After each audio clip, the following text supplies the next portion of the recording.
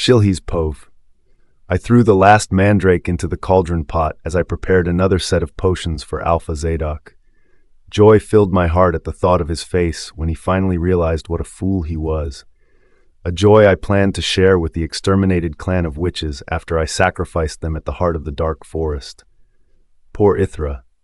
I wondered how she would feel knowing she was but a means to an end. The pot's content boiled under the threshing fire, and I put in the secret ingredient of the Alpha's potion, a sealing spell. My mouth moved, and murmurs of chants filled the air.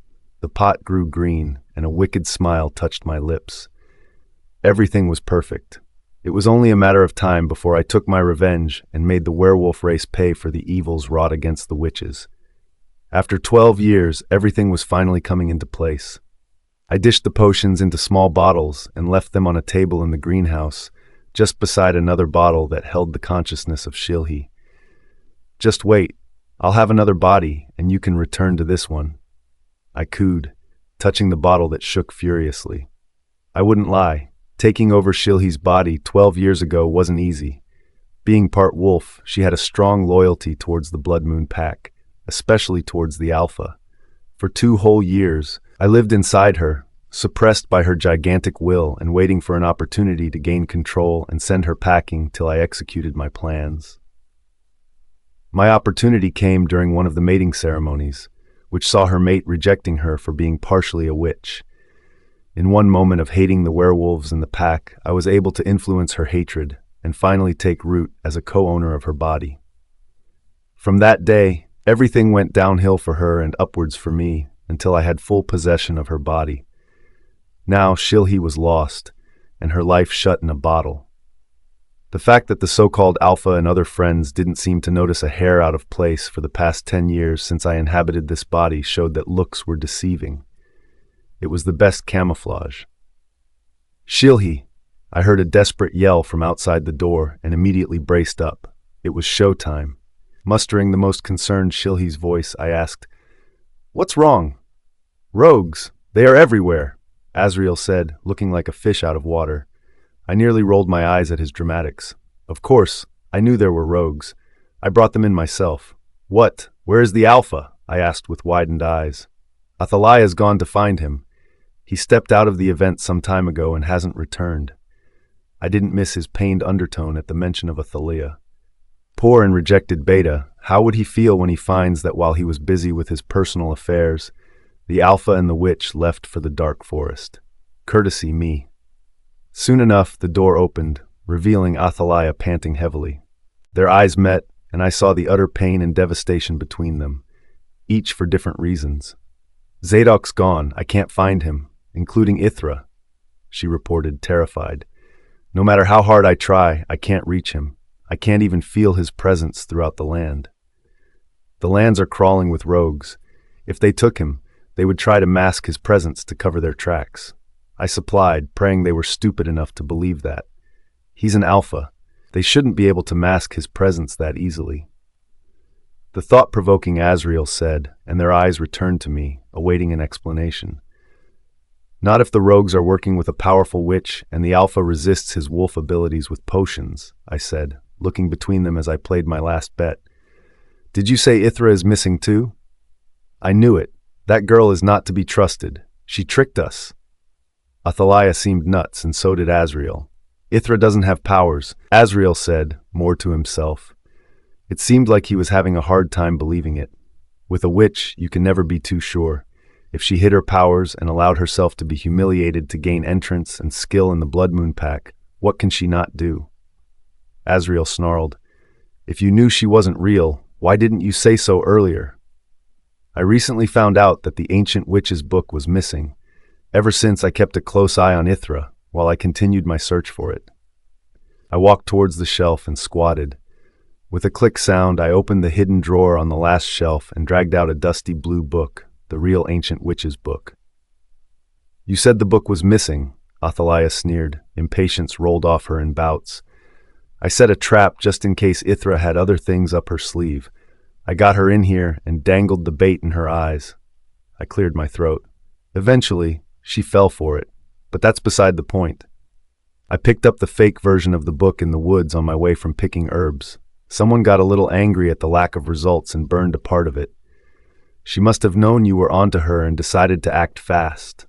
Athaliah said, "We need to do something, Azrael. Zadok might be in danger." I smirked at her desperation. They were buying it. Good. I needed more time to perfect my master plan. I couldn't risk these peasants getting in the way. First things first. I continued, "You need to secure the lands. Rogues are everywhere, and it's only a matter of time before they take over the town." Done.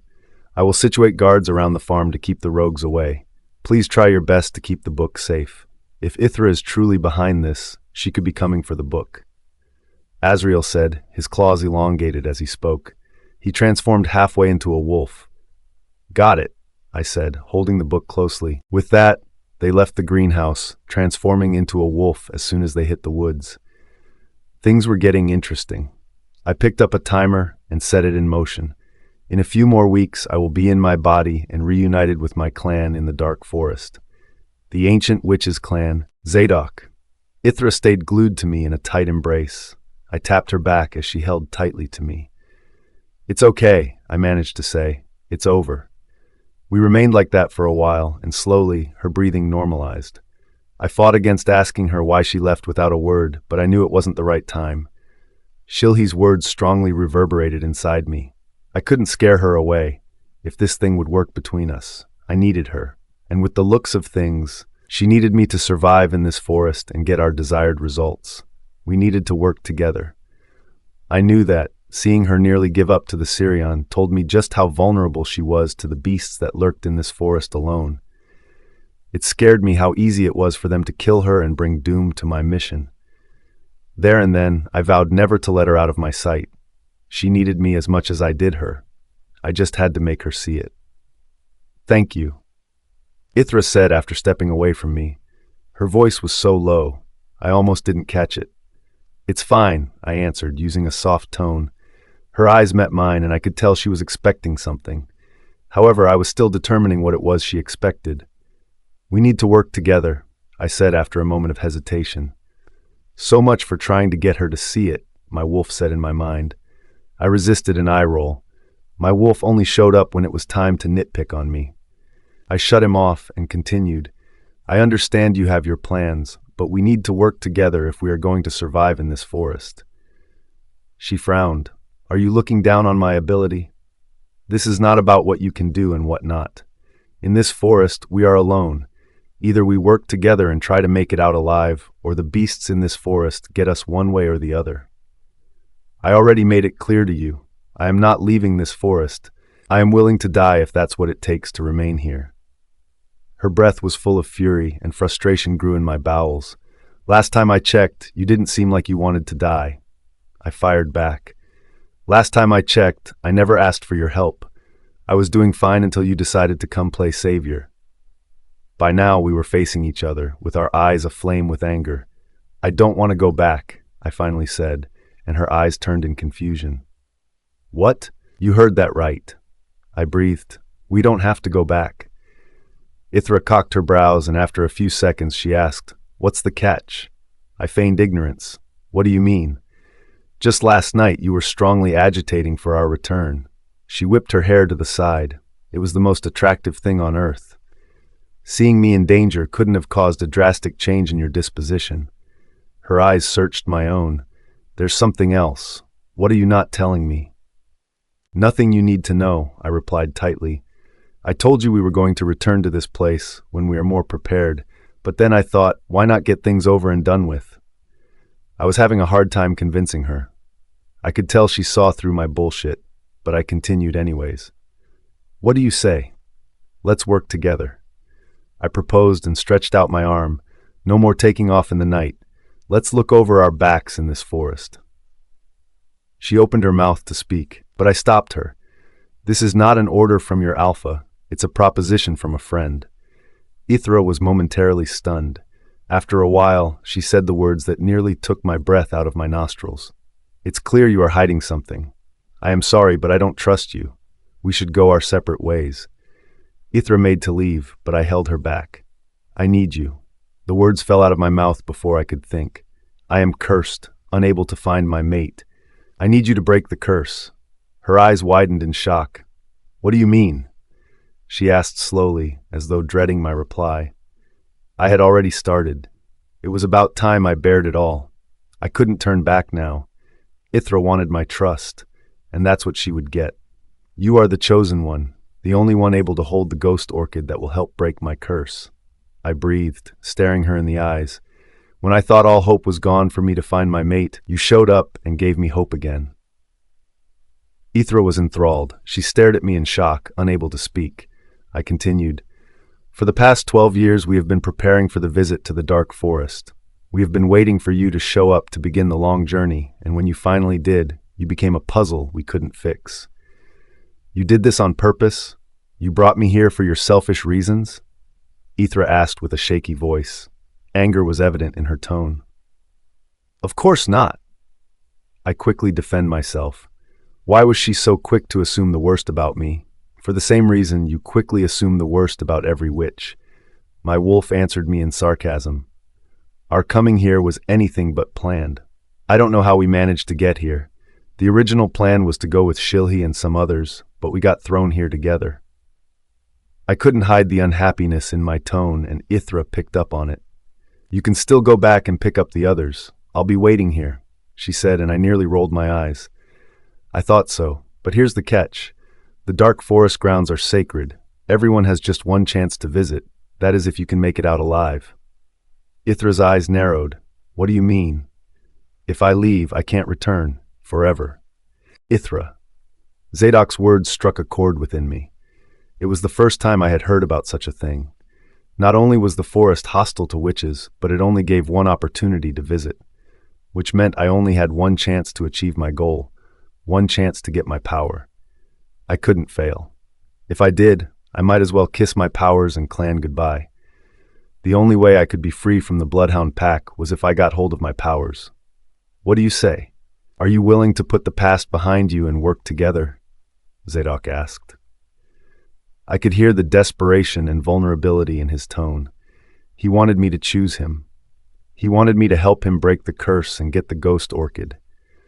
I wondered how he would feel if he knew that the ghost orchid he needed to break his curse was the same way I needed to protect my clan.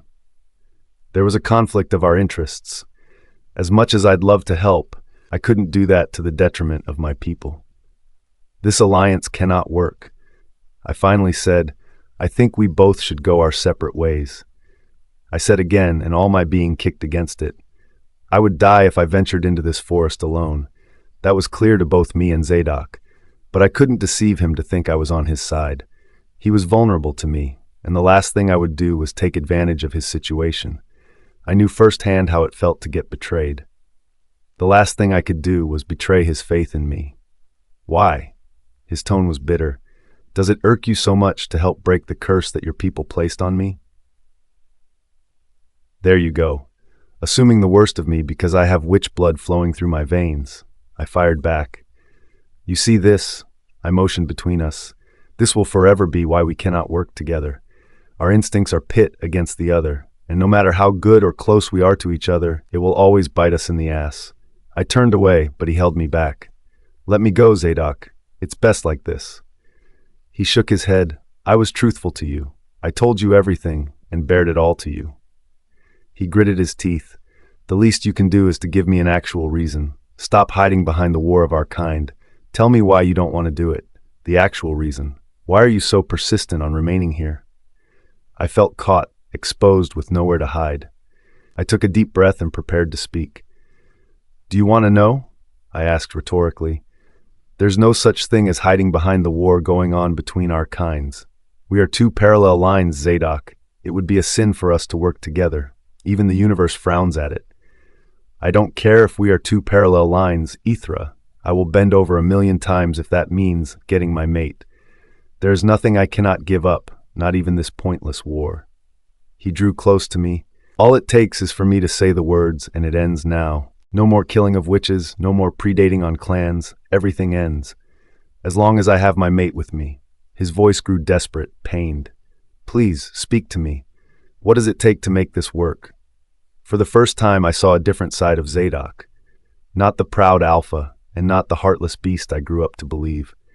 I saw a broken man who wanted his love. A man who will do anything if it means reuniting with his love.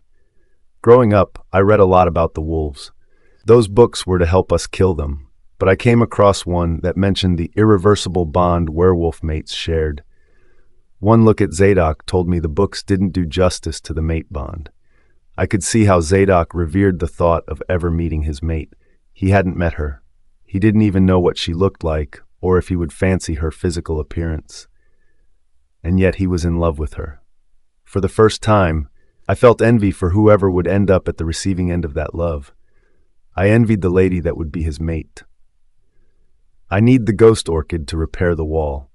I find myself saying, when I entered your lands, I was supposed to be on my way to the dark forest, but for some reason, I ended up in your territory. Zadok's eyes widened, but I didn't let that derail me. That's why we can't work together. My eyes connected with his. The sole reason you met me in the first place was because I wanted to get the ghost orchid. If I can get my hands on the orchid, I will use it to repair the wall that protects my clan. Zadok shook his head. You can't do that. Exactly why we can't work together I made to leave, but he stopped me again. I was getting tired of this. We can strike a balance, he said. I will protect them with all I have. I'd rather get the orchid and protect them myself. My answer was taut, no. You can't say no to me, Ysera. His voice rasped. You don't get it, do you? I moved closer to him. You are not the only threat the Celts clan faces. The wall hinders other deadly species from coming in and preying on our people. We might be free from your kind, but how about the likes of the Sirion when they come knocking? My voice raised, and I continued. It's not all about you, and there's only a handful you can protect us from. Zadok tried to speak, but I cut him off. I will always place my people first, the same way you would your people. Zadok's silence proved that I was right. Had he been in my position, he would have chosen his people regardless of what I faced. Let's make a deal, Zadok said. We stay together and work together. When we get there, we'll decide who gets it. Our eyes connected. Deal? Zadok. You don't trust me, I said after a long silence. Ysera didn't budge, confirming my assumptions. I let out a brief laugh. After everything, I told you all there is to know about me, and you still don't trust me enough to continue the journey with me? My tone was bitter. Because worse than turning me down, I hated not being trusted. I hated that she chose to keep her guard up when I lowered mine to the ground. Trust is earned, not demanded. I just saved your life, I pointed out. I also just told you how valuable you are to me. You couldn't possibly think I have something bad in mind. And there you go again, she sighed, rubbing that you saved me in my face. I raked my palm through my hair. Listen, I just want us to be together. This forest is crawling with beasts that you can't imagine. We have a better chance at survival together than alone. Ysera's eyes remained on mine. It seemed like she was contemplating my words. We will split ways at the forest's heart. The one who comes in contact with it first gets it, I said, and her eyes widened. Is that good enough for you to work with me? Because that's the last I can offer. I meant every word. If Ysera decided it wasn't good enough for her to stay, I would walk away from her and do things myself. If I failed, I couldn't bear to think of what would happen then. Deal, Ysera said, and I was mildly surprised. I don't know why I thought it would take more convincing to get the job done. My look must have said it all. I am bold enough to accept help, especially on a platter of gold. She looked around us. Dark mist and trees surrounded us. I am not stupid to think I can do it without help. Her eyes returned to me. It's nice having someone who isn't after my life by the side. I heard the joke in her tone and shook my head in amusement. If her words were anything to go by, this was her subtle way of saying she trusted me. A burst of joy fills my heart at her hidden admission. For some insane reason, I loved that she trusted me deep within her. Even though she wasn't vocal about it, I could tell. She also knew I had picked on her words. We are on the same page, she said. Where do we go from here? I looked around, trying to remember where I came from, but it's long forgotten. I remembered frantically following Ysera's scent until it led me here. Due to her predicament, I didn't have the liberty to look back at the route I took or commit it to memory. Everything looked the same here. The trees, the paths, not one thing seemed separate. We were lost. Seeing the look on my face, Ysera started laughing, so much that I felt offended. "I'm so sorry." Her laughter slowed to a stop. "You look so out of it." She cleared her throat. I was headed east. She pointed in a direction. "If we go through that path, we will return to where I left you." I turned towards the direction, ready to begin our journey, but she stopped me. "Not so fast, big boy," she said. "We keep moving eastwards. Why? We need to return to the cave so I can map out the forest's heart. There's no need for that." She turned eastward. "If I can find my book, we will locate the heart of the forest." I got confused. "What are you talking about?" She turned back to me, sporting a pointed look. "The ancient witch's book." My eyeballs nearly fall off their sockets. "The ancient witch's what? Try to keep up, will you?" She continued walking, not sparing me a glance. I joined her in steps. The last time I checked, the ancient witch's book was locked up securely in my pack. "You mean in the greenhouse?" She corrected, shocking me the more. "Did you steal it?" I shook my head. "No, why would you steal it? It's written in the ancient witch's code. You can't read it." For someone who spent his life hating witches, you know a lot about them. "You have to know it to kill it," I said, waiting for her reaction. "I can say the same. I grew up reading about how the best way to kill a werewolf was to kill their mate. Better still, a pregnant mate. It's like killing 3 wolves with 1 stone. "Ysera," my tone was threatening. "Can't take a joke?" She marched forward. "The ancient witch's book is somewhere around here. And no, I didn't steal it. I borrowed it for some time and unfortunately lost it on my way here." "How do you do it?" "Do what?" "Read the book. A mere witch or mortal cannot read the ancient witch's code." My eyes scanned her dangerously. "And from my knowledge, you are not an ancient witch." "Good call," she skeeked. You can imagine my surprise when I found out I could understand some inscriptions in the book. "What? You heard me right," she turned to me.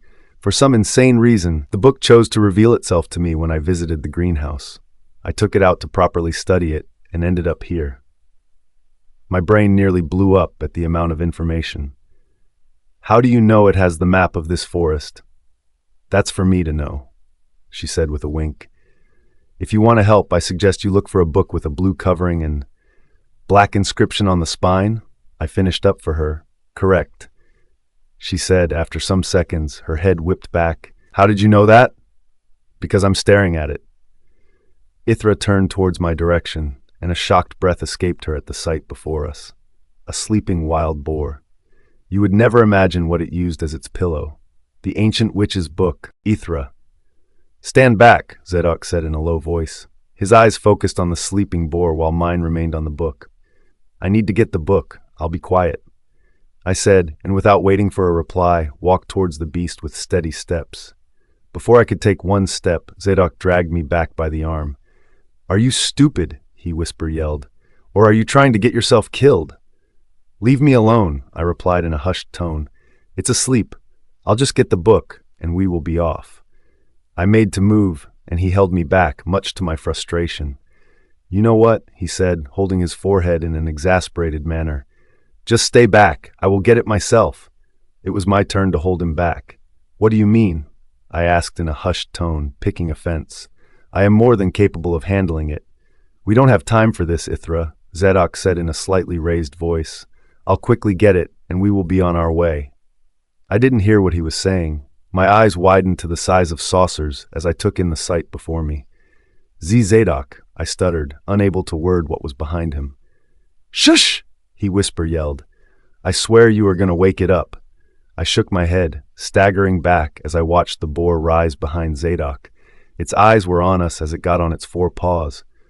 "What's wrong?"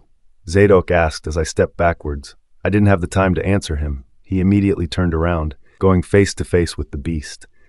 He turned back with an eerie calmness, and the next second, he shouted at the top of his voice. "Run!" Zadok took into a sprint while I remained rooted to my spot, fear distilled within me. A loud screech came from the boar. Fear gripped me as I heard his powerful paws on the ground. Suddenly, I felt a strong hand wrapped around my wrist, and instinctively, I ran like my life depended on it. The boar screeched as it pursued after us. We ran in circles, refusing to lose sight of the book. "We can't continue like this," I said between labored breaths. "How do we kill it?" I asked as we ran through the woods. "Find a tree and stay on top," Zadok ordered. "I'll keep it busy while you secure your safety. Only come down when it's dead." A frown marred my face. "Can I hear of a plan that doesn't involve me hiding like a loser while you take the glory?" My words brought a smile to his face. His smile disappeared at the screech of the boar, which happened to be much closer than ever. "We don't have time for jokes, Ysera," he said. "Please, do as I say." I ran as fast as my strength could allow. I couldn't lie. I was enjoying this much more than I should. "No," I called out. "I'll do this my way. It's my book." Zadok disagreed with my words. I could tell by the eye roll he sported. "And what will that be?" I smirked. "We will both go against it in our way. May the best man win," I declared. In a swift motion, I dragged my hand free from his hold. Zadok's eyes widened at my act, but I wasn't done. I jumped and held onto a branch with my weight, so much it broke in half. Without a glance back, I ran with the tree branch, with Zadok ahead of me, who looked back with a worried look etched on his face. He must be thinking I've gone nuts. If I was being honest, I had no idea what I was doing. However, I had one overarching rule that governed my actions: to stay alive, no matter the cost. And for both our sakes, I also hoped that was Zadok's overarching rule. While I ran, I wondered the best way to kill the boar without getting myself killed. I suddenly felt the weight of a pocket knife tied to my thighs. Such a weapon was useless against a boar, as it couldn't harm a chicken. "Ysera!" I heard the panicked voice of Zadok and saw him far to the right. "Climb the tree, now!" His orders were precise, and I found myself doing as he instructed. I kicked off my feet with a powerful jump and lay hold on a tree branch. However, I pulled myself up and climbed the tree using all my strength. I looked down and saw the boar walking around the tree with its eyes on me. Zadok's timely intervention saved me this time around. I shuddered at the thought of getting bitten, or worse, killed by the boar.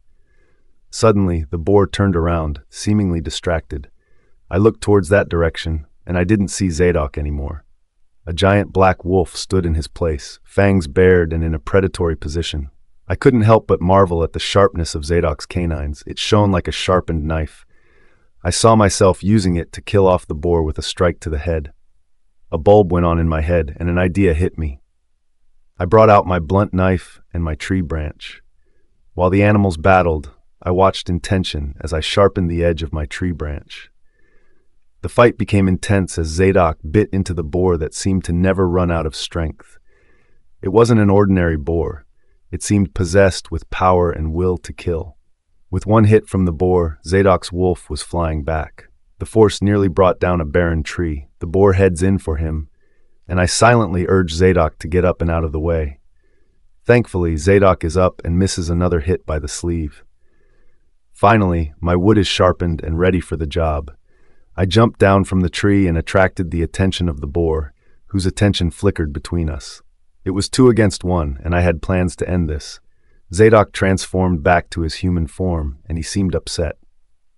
"Get back up there," he ordered with gritted teeth. But I didn't care.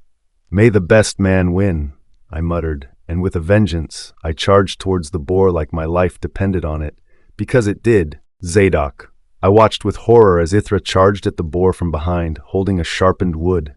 She was trying to kill herself. The boar noticed her as soon as she got closer and turned around with agility. Scared for her life, I charged at the boar from behind, hoping to get its attention away from Ysera to enable her to run away, but to no avail. They were far too gone to stop. Ysera went face to face with the boar, tightly holding a sharpened wood in her right hand. Her face was taut, and I could see determination coursing through her. It happened so fast. Within a second, Ysera jumped into the air and stuck the beast at the center of the head using her makeshift knife. My eyes went wide when I saw blood pour from the head of the boar. It tumbled to the floor and breathed its last. I couldn't believe it. Ysera did it. She took on the darned beast and won. My heart was relieved, and joy sprang instead of the horror I'd felt, one that knew no bounds. Ysera looked at the boar with astonishment. It was clear she couldn't believe her eyes. I walked up to her with a grin. resisting the urge to take her in my arms. She looked so beautiful. Blood splashed on her cheek, matching the color of her hair. "That was a pleasant surprise," I said, pushing her hair to the side of her ear. "I didn't know you had it in you." She finally acknowledged me with a huff. "Get the book," she ordered. Despite her tone, I felt honored to do it. I picked up the book by the tree and presented it to her. "Your Majesty," I joked, and she bit a smile. "Let's get out of here," she said, taking the book from my hands and walking away. Ysera looked through a map on the first page while I followed her with watchful eyes.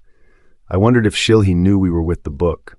Was this what she was relying on to get us into the forest? A hiss escaped Ysera's lips, and I jolted out of my thoughts. I watched her try and fail to read the map. I guess there was something she couldn't do after all. "Let me," I said after watching a few more tries and frustrated sighs later. "I am doing all right. Just give me a minute and we'll be off," she said stubbornly. "You wouldn't be able to figure it out even if you had 100 days, I said, and a frown marred her face. "Just give it to me already." She held her ground and suddenly threw the book at me. "You have 2 minutes to get us out of here." I caught the book and said, "That is 2 minutes long for me to figure it out," sporting a confident smirk. Without further ado, I opened the book and studied the map. It was a normal one. Thankfully, I took a minute to analyze the map and soon figured out where we were. "Let's go," I said, looking through the woods. I didn't miss the surprised arch of her brows when I spoke. "Are you sure you know where we are going?" she asked, looking genuinely worried. "I'd hate to break it to you, but I know how to read a map. Sometimes, the difference between getting where you want is the right skill required." I looked up and saw the clouds shifting. "Let's get going. We need to cover up much ground before the sun sets." My eyes focused on her till she agreed. That settled it, and I led the way through the woods with the book in hand. To my surprise, the journey through the woods was free from unpleasant surprises.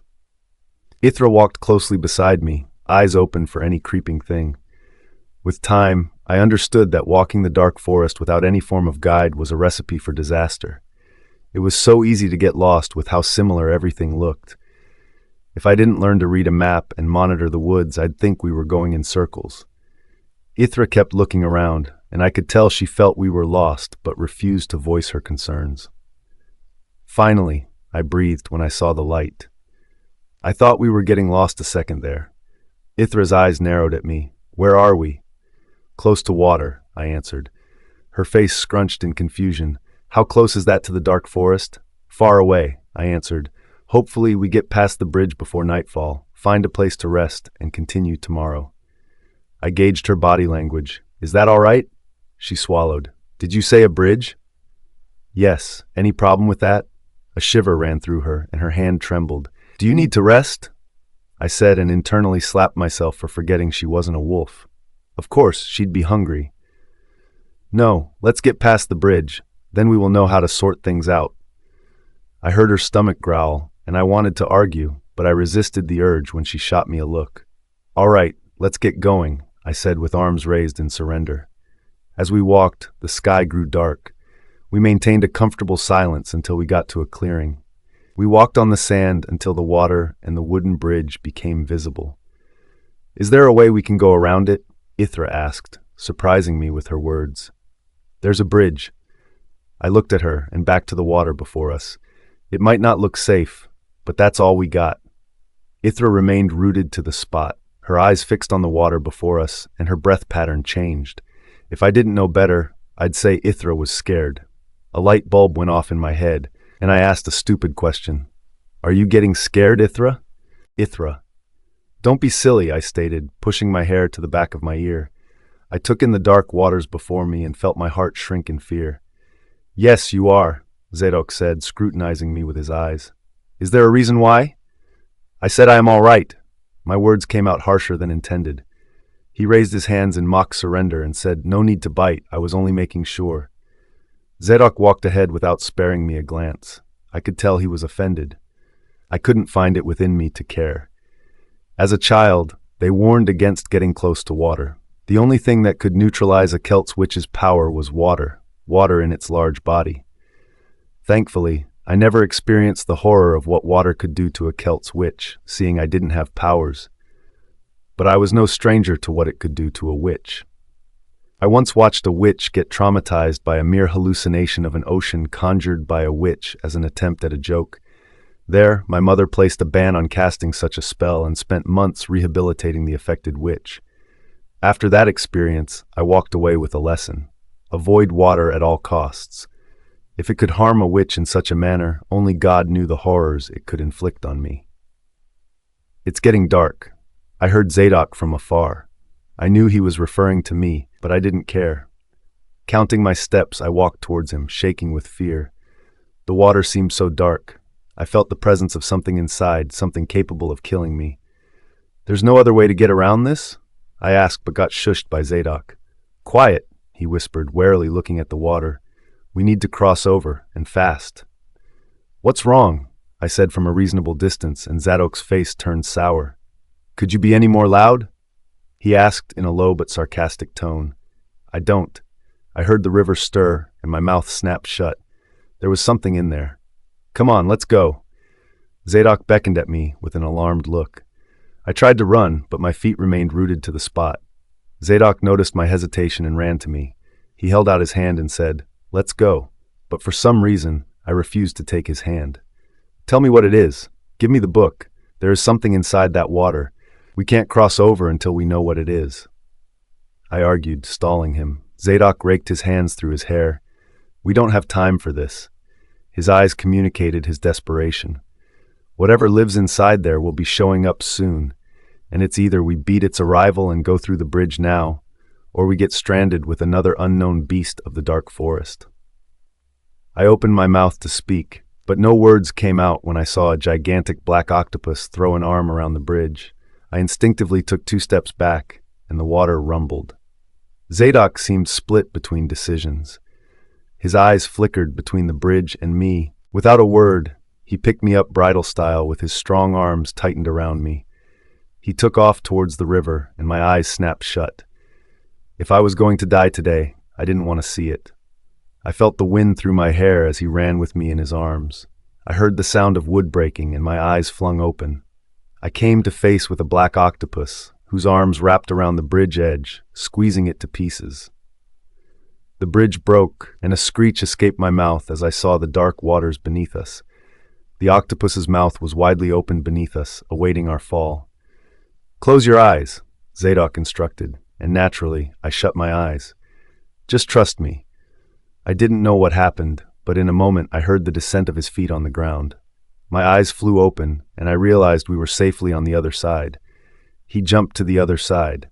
The first thing I saw was the dark orbs of Zadok, looking deep into my eyes with a worried look etched on his face. I struggled out of his hold and got on my feet. Looking back, I saw the bridge had disappeared. The octopus had broken it to pieces. "You're welcome," Zadok said from behind me. "Find somewhere we can sleep while I'll go get dinner." He didn't wait for my response and took off to get dinner. I looked at the water a few feet below the ground, and it returned to its calm state, like there wasn't a killer beast living inside. The sky was dark, as well as the waters. I wondered why I was scared in the first place. The water seemed serene and harmless. I turned, and my eyes searched for Zadok. He needed an explanation. Eventually, I found a shade that was a decent place to rest, as well as a spot for a campfire. I gathered sticks together and started a fire as I waited for what was supposed to be dinner. Zadok came after some minutes with rabbits, and I fought the urge to laugh. "Was this all you could catch?" I asked after a failed attempt to hold in my laughter. "You'll be surprised how empty this forest can be. We better make do with what we have." Zadok placed the dead meat on the floor, took out a knife, and got to work. I'd expected the task of cooking, but Zadok was doing just fine. I watched his arms flex as he roasted the meat and remembered his status as an alpha. Looking at him, I felt like that was a long time ago. He wasn't just an alpha to me. He had somehow found his way to becoming my friend, and that's why I told him about my fear of water and heights. Zadok listened carefully, making it easy to open up to him. After my little speech, he broke the ice with a signature smirk. "Good thing I was there to sweep you off your feet, princess." He handed me a piece of perfectly roasted meat. There you go. Heat rushed to my cheeks, and I couldn't explain the accelerated beating of my heart. At that moment, I knew I didn't want to forget how I felt. Ysera. I relaxed on the tree and finished off the remains of my roasted meat. I couldn't lie. Zadok was one hell of a cook. It made me wonder just how many things he excelled in. My eyes raked over his sturdy back as he stood watch a few meters away from me. He felt my gaze and said without glancing back, "Done having dinner?" He stated. "Yes, thank you." I find myself replying. We shared a moment of silence before I spoke again. "Do you plan on staying there all night long?" "Someone's got to keep watch," he answered with a shrug. "You can go to bed." I resist the urge to say something rude. "If you are staying awake, why can't I?" A brief and tired sigh left Zadok's lips. For the first time, I saw his shoulders sag. How tired was he? "I don't have enough strength to bicker with you, Ysera," he said, finally turning around. "Go to bed already. We have a long day ahead." I pouted my lips, maintaining silence. A thought breezed into my mind, and I spoke again. "You know, the last time we had dinner together, you were threatening my life." Zadok took a seat opposite the fire, right in front of me, and now I am trying to protect it. "Indeed," I acknowledged. "You live long enough, and you'll see strange things." Zadok shook his head, biting back a smile. I couldn't believe it. "Is that a ghost of a smile?" I teased, and he placed up a stoic face. I was unfazed by Zadok's rigid face. These days, I found myself admiring his sulking face. I wouldn't breathe a word of it to anyone. For someone with a decent smile, it's a shame you go around sulking all day. I teased again, partly hoping to get another smile, but no such luck. Zadok threw a tree branch into the fire, connecting his eyes with mine. I could feel the intensity eat at my nerves. "If I didn't know better, I'd think you are hitting on me, Ysera." Air lodged into my throat, and I threw a coughing fit. "What? Hitting on you?" "Don't be silly," I said with a wave of hand. For some reason, my face heated at the directness of his words. "You seem full of energy today. Perhaps you should stand guard while I sleep." I could hear the humor in his tone. Who knew Zadok had a humorous bone in him? Right. I picked up a stone from the floor and began scribbling on the floor. I continued in silence, feeling Zadok's gaze on me. "Can I ask you a question?" he said, watching me with careful eyes. I looked up at him. "Since when do you take permission before asking a question?" "Why are you so protective of your clan?" His question hit me like a ton of bricks. "Correct me if I'm wrong. You haven't received the best treatment." His head tilted to the side, and confusion etched his face. "Why are you so determined to protect the clan when they have done nothing to deserve your loyalty?" I couldn't swallow. How on earth does one answer such a question? "Why are you dedicated to protecting my clan if I help you break the curse?" I asked after a while. Zadok's gaze turned intense. His eyes narrowed at me as if to say, "You are the reason. You should know that by now." I couldn't resist my eye roll. "So you mean you would kill a whole clan of witches that did nothing just to satiate your insane instinct to exterminate witches?" No answer. My blood boiled as I understood the message behind his silence. If I decided to help him with breaking the curse, he would spare my clan from destruction and protect us from other external factors. And if I didn't, he would wipe out my innocent clan, as well as any other clan he was fortunate to discover while he lived on Earth. Suddenly, I felt a strong sense of hatred for the monster that sat before me. "What did the witches do to deserve such hatred and punishment from your hands, Zadok?"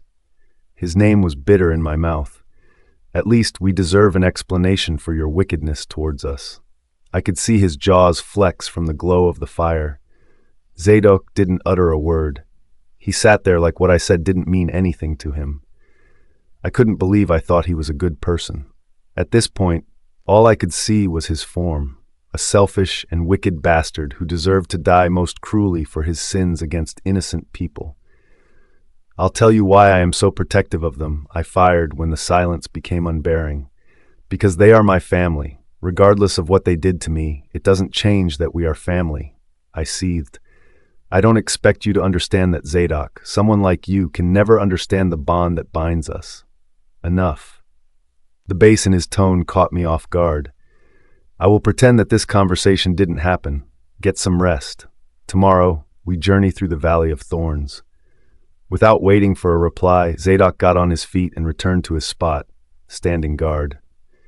Frustration at his nonchalance boiled within me, and I fought the urge to yell how terrible of a person he was to his face. How did he manage to live with the blood of innocent witches he had killed for no cause? How did he sleep knowing he was the cause of many deaths that led to the drastic reduction and near extermination of the witch race? If what I saw was anything to go by, he was living all right. Other than the quest to break his curse and find his mate, there was no sign of remorse for the evil he had done to the witch race. At that moment, I wished he wouldn't find his mate. I hoped he experienced the pain of losing someone dear to him, just like the thousands he exterminated had experienced before their unjust death. That would be punishment enough for his crimes, and maybe he would come to regret all he has done. Zadok. I sat in the throne room with my parents, playing with the hourglass I stole from the witch's lair. "Daddy, how much time do I have before I begin training to be alpha?" I asked, genuinely interested in his answer. "Oh, Zadok, eager to displace your daddy, aren't we?" Mum said with a soft smile. "He'll make a perfect alpha, love. I can tell just by looking at him." Daddy said with a proud look on his face. "Gatria said I can begin my training after getting my wolf." I pouted. "Why can't I begin the training now so that when I transform into my wolf, I'll have more power to control it?" That caused my parents to burst into a fit of laughter. "Oh, Zadok, you don't control your wolf, you partner with him," my mom said between laughs. "But you said I can only partner with my mate." I dropped the hourglass on the floor and looked up. "Why do I need to partner with my wolf when I have my mate?" "Oh dear, he asks a lot of questions." Father huffs. "I'll leave you both to it, okay?" Before I could speak, Azriel's father walked in with some files. He sent me a curt nod, and together they walked out of the courtroom to my father's office. My gaze returned to my mom, expecting answers. "Your wolf is your better half, love, and he is your partner, an extension of you. And my mate, she is your other half. You are incomplete without her. She will be your true family, your one true love." Mum cooed, patting my head with a smile. That was the last thing I saw of my mom, because the next moment, a fleet of witches appeared in the courtroom, and with a loud voice, the head witch ordered, "Kill her!" I stood in confusion, unsure of what was happening. And like magic, I watched my mother cough up blood until she was lying in a pool of her blood. I couldn't blink. I couldn't speak. I didn't know what to make of the nightmare in front of my eyes. "Mum, wake up." I knelt before her, tears in my eyes. My dad's office flung open, and the first thing he saw was my mom, lying in a pool of her blood. "Nu, what have you done?" my dad bellowed, shaking with anger. "Nothing she didn't deserve. I warned you. If I can't have you, no one else would." "Arg," Dad charged at her, transforming into his wolf. "Oh no, you don't," she said, and with a flick of her hand, Dad got flung to the pillar of the courtroom, so hard its foundations shook. "Daddy!" I yelled as I watched him hit the floor and breathe his last. "Pity." The witch tutted. "I'd think an alpha should be stronger than this, but you disappoint me," she said to my father's dead body. "I think I'll have to find myself another entertainment. It was fun while it lasted." I got on my feet, ready to attack her, when my father's beta came out. "Zadok, no!" he said, drawing attention to me. "What do we have here?" The witch said, eyes zeroed on me, a split image of them. She said, and a frown grew on her face, "I'll just send you with your beloved parents. It'll suck living here without them, don't you think?" Before she could do anything, Beta David charged at her with an elongated claw. His last words to me were, "Run, Zadok, run!" That did it. I ran without looking back, my eyes full of tears. I woke up threshing in the middle of the night. Stirred. It took a while before I realized I was in the dark forest. I got up on my feet and spent the rest of the night standing guard. Walking beside Ysera felt like walking with a stake impaled dangerously close to my heart. The air around us was suffocating. Since our conversation, or shall I say, since Ysera's rant last night, things strained between us. It didn't help that we were the only company we had, and there wasn't any room for us to give each other space without getting into a near-death situation. Ysera walked ahead of me.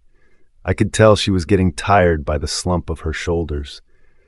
We've been walking for hours now, And other than the swords we picked from bushes on our way to the Valley of Thorns, there hasn't been much action. Thankfully, when I saw the swords left in a bush, I thought perhaps we weren't the only ones in the dark forest. For a moment, I saw a flicker of hope in the eyes of Ysera, almost as though she was looking forward to having company other than me.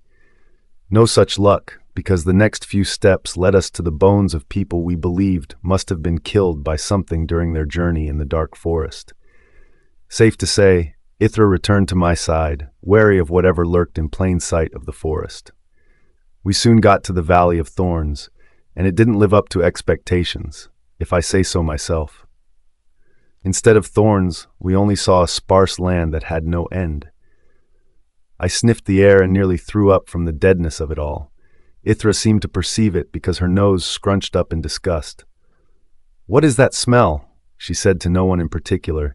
"Perhaps there's a dead body somewhere," I suggested, looking around. "Or a dead scorpion," Ysera said, and I looked back at her, confusion clad in my looks. "What do you mean, dead?" My eyes nearly fell off their sockets when I saw an army of black scorpions headed for us. "What the hell?" I swore, taking out my blade. "They are everywhere!" came the panicked voice of Ysera. We were surrounded with no way of escape. "Ysera!" Zadok took out his blade, ready to fight. "Get behind me," he hissed, eyes focused on our newfound mutual enemy. I took out my blade and thanked God for Zadok, who thought it wise to pick them up earlier. I couldn't imagine being in this situation with nothing to defend ourselves. "We need to go south," Zadok said to my hearing, our backs touched as we prepared for the battle. "No matter what, make sure you don't get hurt." I nearly rolled my eyes at his insinuation. "I can take care of myself," I brisked. "Just focus on getting us out of here." "I don't care what happens." A slash of Zadok's sword split a scorpion in half. "You must protect yourself first," he said. "And that's an order." I didn't bother to reply to that. I was too busy with the influx of scorpions that seemed to multiply by the minute. Maintaining close distance from Zadok, I killed every scorpion, leaving dead bodies in my wake. Zadok wasn't doing too bad. He was doing beautifully. I almost got distracted by the way he killed every slimy scorpion that thought to do him harm. Following his instructions, we fought southwards, moving towards the direction with hopes that we would get out of this cursed valley soon. No such luck, because no matter how hard we fought or how fast we moved, there were no signs of exit. Another growing concern was the multiplication of the scorpions that wanted to get a sting on us. I didn't need a soothsayer to know that it would only spell doom if they got a sting on us. If a scorpion's sting was deadly, I couldn't imagine how destructive a sting from a scorpion in this dead forest would be, and I wasn't trying to find out either. "Ysera! Watch out!" I heard the panicked voice of Zadok, and I ducked instinctively. His sword goes above my head, slicing a scorpion standing behind me. "You need to be focused." Zadok didn't finish his reprimand before he got stung by a scorpion on his back. "No," I yelled, and with a powerful thrust of the sword, I killed the scorpion that dared to hurt Zadok on my watch. That didn't mean anything, because I was a second too late. Zadok had been stung because of my carelessness. It seemed like the scorpions could tell he had been stung because, within seconds, they charged at him. The amount of scorpions drastically increased, and for some reason, the majority was on Zadok. "Are you all right?" I yelled across to him, fighting off the scorpions on my end. Zadok didn't reply. I didn't have the space to look around and see what went on around him. I couldn't afford any mishaps, but I was worried nonetheless. With a spin, I took down a line of scorpions around me. I saw Zadok on his knees, and my heart nearly fell off its hinges. "Zadok!" I cried, fighting my way to him. Scorpions were round about him, and his sword was out of his reach. He was fighting back with what I believed to be the last of his strength. His face held a greenish color, and his right arm seemed immobile. He was infected, and it was spreading fast. I had to get to him. The scorpions multiplied, keeping me in a spot for over 15 minutes. Zadok was at the mercy of the scorpions around him. It was all my fault. Had I not been absent-minded, he wouldn't have gotten hit by the scorpion. A loud hiss from Zadok forced me to look towards his direction, just in time to see him fall on the floor, with his mouth oozing blood. Fear gripped me, and I made to reach him. I felt the sting of a scorpion at the center of my head. Immediately, I felt its content rush into my blood, circulating my system. It didn't take a minute before I began to feel its effects on my face. I wasn't discouraged. I continued on my quest to get to Zadok. Much more than me, he needed attention. I couldn't let him die. We were in this together, and hell would freeze over before I let him go. The scorpions didn't care about my convictions. They tore me apart, stinging me until I could barely walk. Gone was the swordswoman that tore thousands of scorpions. Gone was the powerful and determined woman confident in her abilities. What replaced her was a crawling woman, desperate to get to her partner and save his life no matter the cost. He couldn't die on me. Not now, and not ever. I was finally able to get to him. The stings of the scorpions didn't let me celebrate my little wins. I figured I was looking defeated, but that was beside the point. Zadok could barely open his eyes when I got to him. "Get up, champ," I said. "We have to get out of here."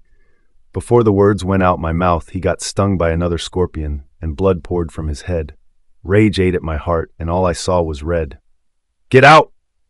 I roared in anger. For some reason, I felt full of strength. I felt myself draw power from the mountains above me. The scorpions didn't mind my shout.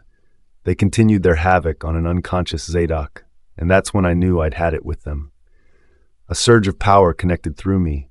It fed on my anger so much that I felt pressure on my heart. I needed to disperse this power, or it would kill me. I didn't know how I knew that, but I was sure it would kill me if I didn't let it out. Power shouldn't be tied down. It was to be shared, and so I did. I smirked when a burst of light hit my surroundings, shaking the forest to its core. Snapping of the scorpions was heard. This time around, they weren't fighting to finish us off. They were running for their lives. All was in vain because, within 3 seconds, the light burned them all to dust, leaving me and Zadok on the floor, surrounded by the dust of our attackers.